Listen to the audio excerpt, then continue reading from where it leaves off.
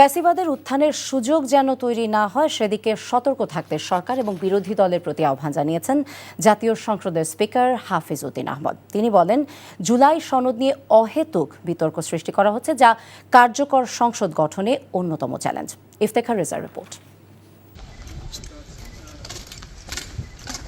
শহীদ রাষ্ট্রপতি জিয়াউর রহমান ও সাবেক প্রধানমন্ত্রী বেগম খালেদা জিয়ার মাজারে শ্রদ্ধা নিবেদন করেন জাতীয় সংসদের স্পিকার ও ডেপুটি স্পিকার। এ সময় তারা দোয়া ও মোনাজাত করেন। সংসদে সরকারি এবং বিরোধী দল মানুষের আকাঙ্ক্ষা বাস্তবায়নে কাজ করবে বলে প্রত্যাশা স্পিকার হাফিজ উদ্দিন আহমদের। এই মুহূর্তে সংসদ সদস্যদের প্রধান কাজ নির্বাচনী ওয়াদা পালন করা এবং বাংলাদেশকে ধীরে ধীরে একটি সমৃদ্ধ রাষ্ট্রে পরিণত করার জন্যে আমরা সবাই মিলে চেষ্টা করব। সরকার এবং বিরোধী দল উভয় মিলে বাংলাদেশের জনগণের আশা আকাঙ্ক্ষার বাস্তব রূপ দেওয়ার জন্যে উদ্যোগ গ্রহণ করবেন, এটাই আমরা কামনা করছি।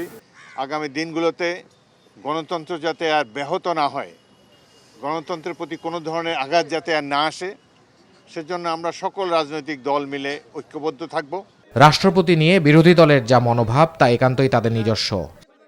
সংসদে ওয়াকআউট করা এটা দীর্ঘদিনের প্রচলিত রীতি, তারা আইনানুগভাবেই সেটি করেছেন। এটি তাদের রাজনৈতিক দলের ইচ্ছার বহিঃপ্রকাশ তারা করেছেন। রাষ্ট্রপতি সম্পর্কে তাদের যে মনোভাব সেটি তাদের একান্ত নিজস্ব।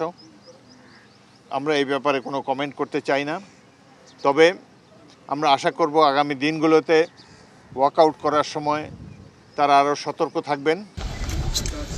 এর আগে সকাল 10:30টার কিছু সময় আগে সাভারের জাতীয় স্মৃতিসৌধে এসে স্পিকার ও ডেপুটি স্পিকার পুষ্পস্তবক অর্পণ করেন বীর শহীদদের স্মরণে। সংসদে ওয়াকআউট একটি প্রচলিত রীতি, এটি সবসময় হয়ে থাকে। আমরা যখন বিরোধী দলে ছিলাম আমরাও করেছি।